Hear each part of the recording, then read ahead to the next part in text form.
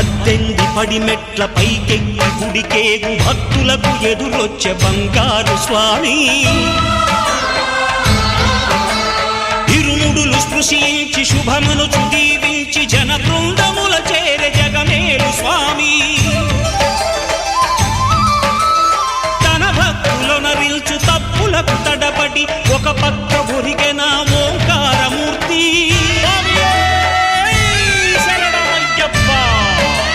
స్వాములందరూ తనకు సాయము కాగా ధీమంతుడై లేచే ఆ కన్య స్వామి